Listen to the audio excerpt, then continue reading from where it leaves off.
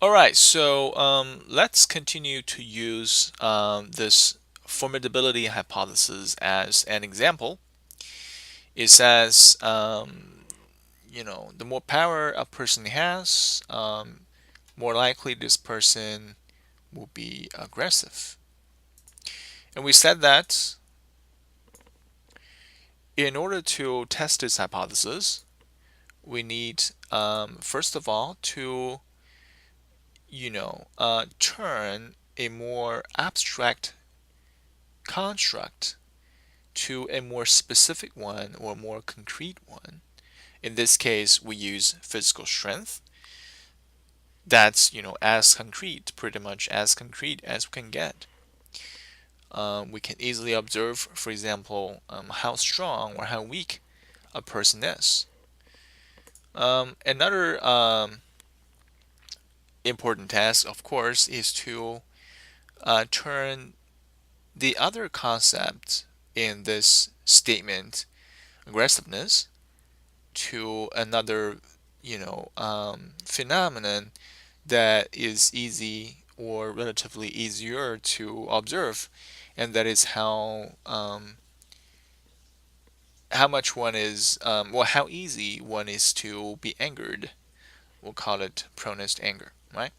So again, we can sort of assign a value to this particular concept, turning it to a variable. Um, well, that's exactly what we're gonna do, right? And we sort of talked about the various consequences of assigning values to a concept. That is, we can start to discuss and visualize the different kinds of relationships between two variables and even among three variables or more than that. So as we just said at the start of this lecture, that this process of assigning values to a variable, um, or this procedure we call operationalization. More specifically, it turns out that assigning values to a concept is only a part of this process or procedure that we call operationalization. More broadly, it's how we will specify different rules, right? Another term for this, research procedure will be different rules. How exactly we're going to operate, to phrase it differently, in this research project such that we can obtain reliable empirical observations or to obtain reliable data that we can trust as tests of our theoretical concepts or constructs, right? Very loosely, for the purpose of this class, we can sort of regard or consider this process as this question, right? How do we measure a concept? How do we measure a construct? Um, you might find this question actually a little strange because if we ask this question in a different context, for example, in daily life, if I ask you, well, how do we measure the length of a table?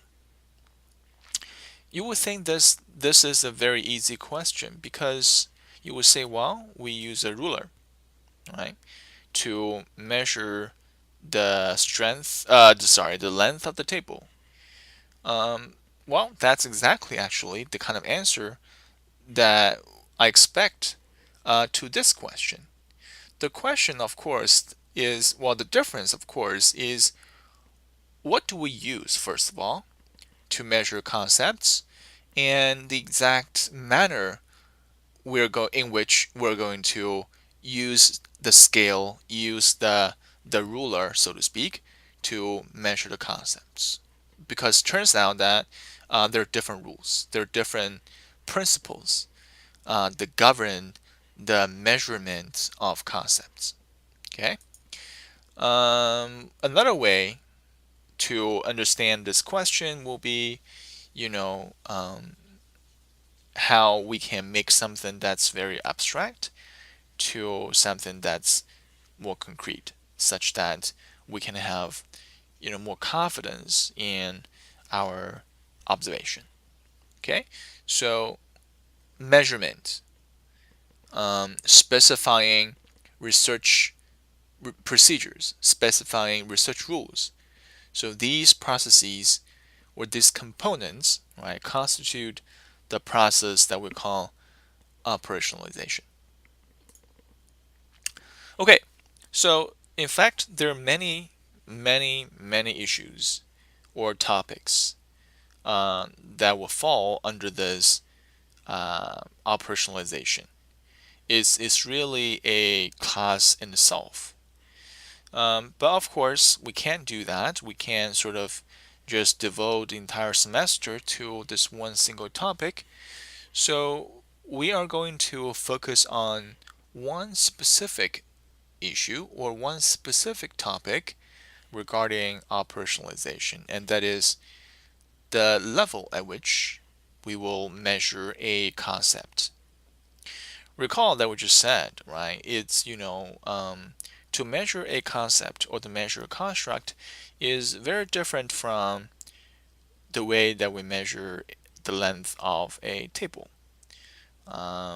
Because, to measure the length of a table, a ruler is pretty much given, right? We just take it and, apply it to the edge of the table, and then we can just get a reading from the ruler, and then we're done. But it turns out that to measure concepts, we have different rules that we have to specify ahead of time, even before we decide to apply any kind of scale, any kind of ruler, quote unquote, to measure a specific concept. And the levels of measurement is one such rule that we must decide prior to our activity of measuring a concept. So, measurement, the noun form of to measure, well, right, is basically, referring to the idea or the process of assigning numerical values to objects.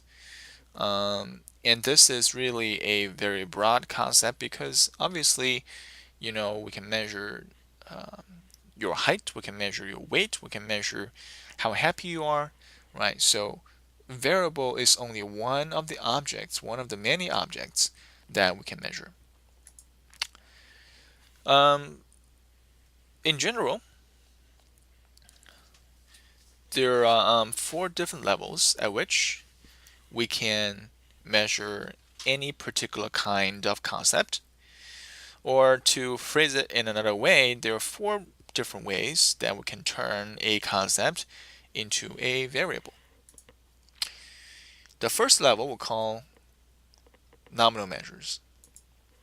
The second level we'll call ordinal measures. The third we call interval measures. And the fourth we call ratio measures.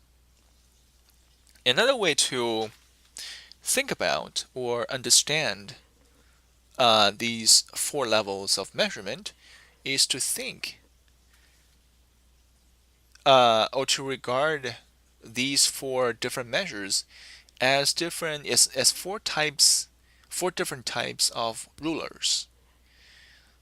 Each one of them has a specific function, has a different function than the next, right? Each provides some different information, so to speak, about the concept we're going to measure. Okay, so in the next 20 or so minutes, we'll be talking about the properties of each of these measures, starting from nominal, then to ordinal, interval, and then lastly, ratio. Nominal measures. Nominal measures is probably the simplest measure of all that we're going to discuss. When we say we are going to measure a concept nominally, we're essentially saying we're going to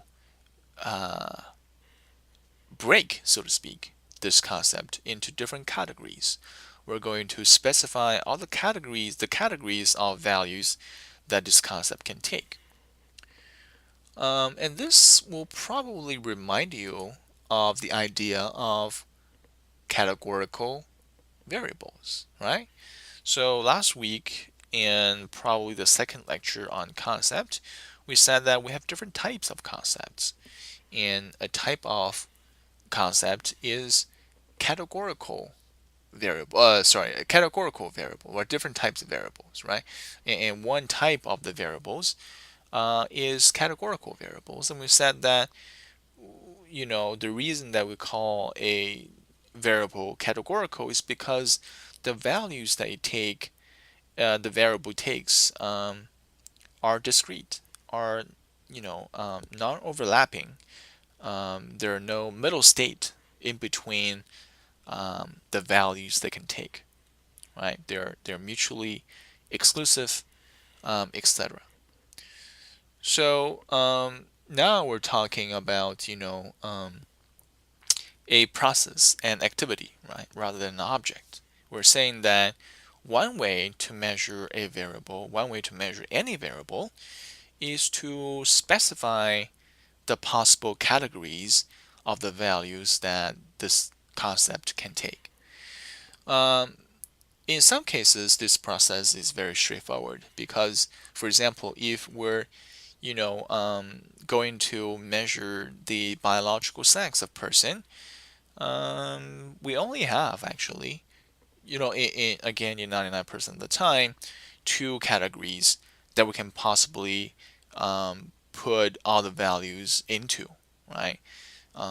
Two categories, in other words, are sufficient to include 99% of the values that this variable biological sex for humans can take. So there are some other typical, measures of that we call nominal, right? So, for example, if we ask people this question, do you prefer PC or a Mac, right? And we give them two choices. This whole thing, right? This whole question plus the answers that we provide is a measure. So here it's very easy to confuse a nominal measure with a categorical variable.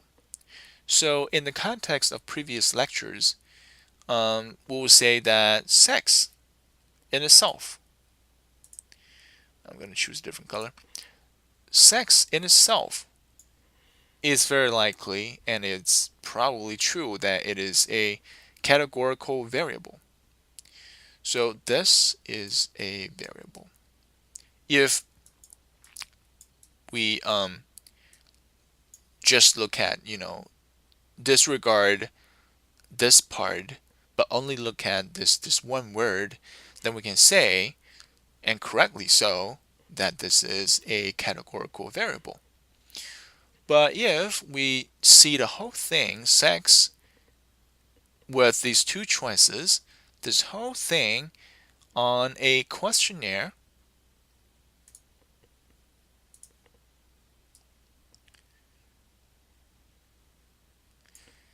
meaning we are asking people to make a choice when they read this question to indicate whether they're male or female, then we're talking about a measure. See? Let me repeat. If we just look at this word by itself, then we can say, well, biological sex, it is a variable because it can take two values and the two values are discrete, so it's categorical variable. Correct, 100%. But then if we look at not only this word, but also the two choices that follow this word. Or, another way to think about it is we can easily turn this word into a question. What is your sex? How about that? As such, entire thing will be very similar to this question, right? Do you prefer PC or Mac? I give you two choices. What is your sex? A question, and I give you two choices. So again, this question plus these two choices together constitute a measure. And because we only provide two values and two non-overlapping values, two discrete values, which do not have any middle state or meaningful middle state in between, we call this measure a nominal measure.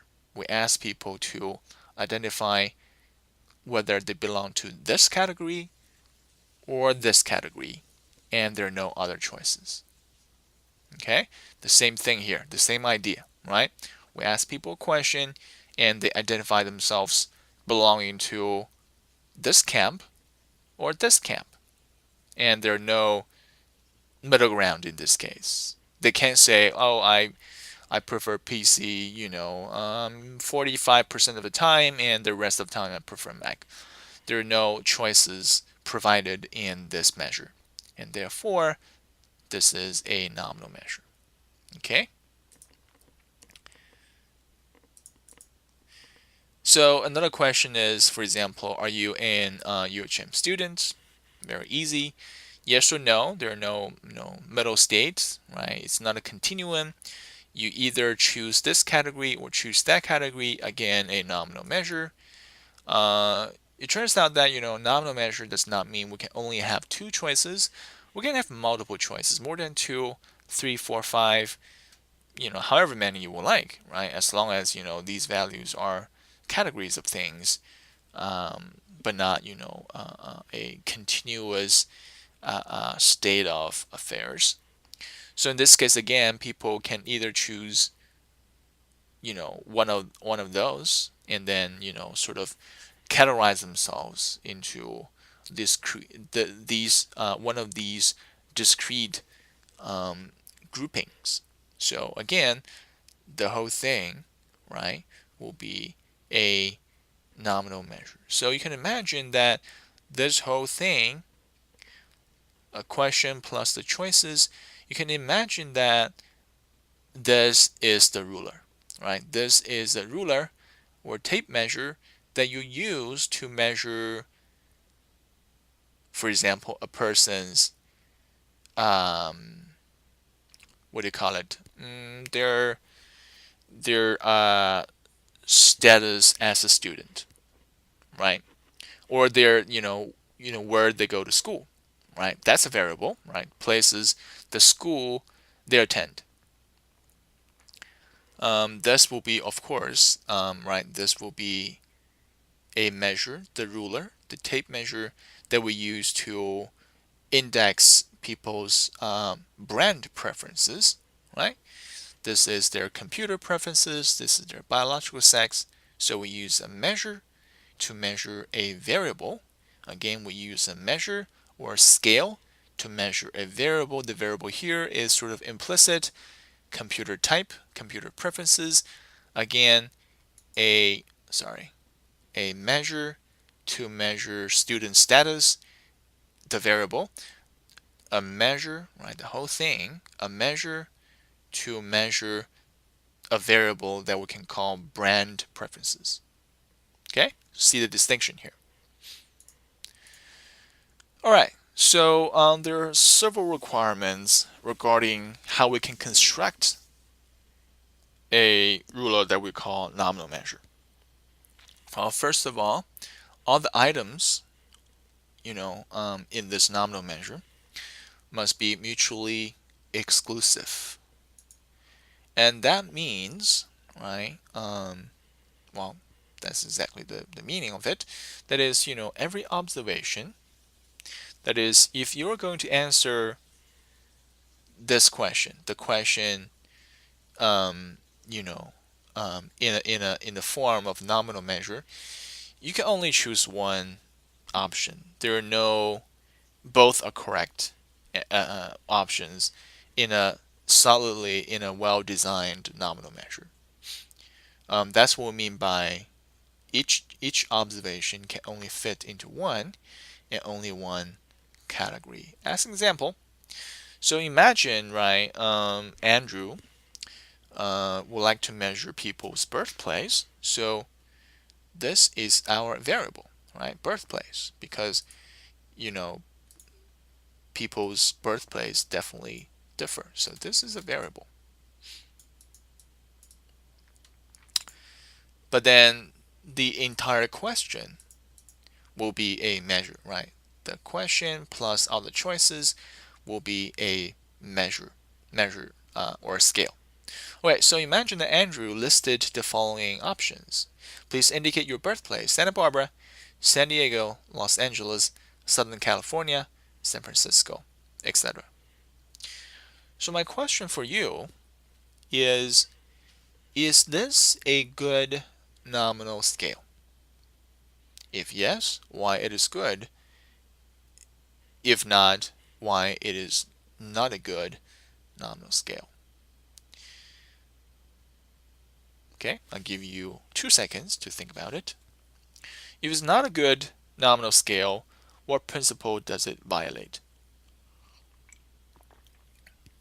Okay, I assume that all of you got the answer. This is a bad nominal scale exactly because the choices are not mutually exclusive. The problem is right here. Southern California as a category overlaps, obviously, with Santa Barbara, with San Diego, with Los Angeles, but not with San Francisco, right? So if you just look at Southern California and San Francisco, then the scale will be okay because obviously San Francisco and Southern California, these two are mutually exclusive.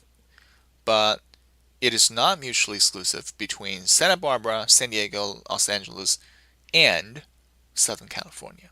A person can choose San Diego and choose this option at the same time, or choose Los Angeles and choose this option at the same time. So when a person can choose two categories at the same time, chances are these options are not mutually exclusive. Okay, so that's a problem. We should avoid that. The easy solution, of course, will be to take this out, right? And only, keep the counties, so to speak. Okay, right. So this here is this is the explanation.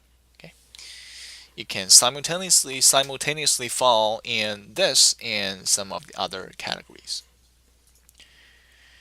The second criterion of a good nominal scale is that the items not only should be mutually exclusive, but should also be exhaustive. Being exhaustive means it should provide a category to all people, right? Everyone should be able to find a category for themselves. So, for example, right, if you're going to conduct a survey and you would like to know, where people live, right? Then the options you should provide should include all 50 states, right? Not the 48 contiguous states, the mainland states, but also Alaska and Hawaii. We should also single out DC, right? And some overseas possessions, Guam or some other places, right, that America has, such that all people can have a chance of choosing one value. Okay, so this is what we mean by the categories should be exhaustive.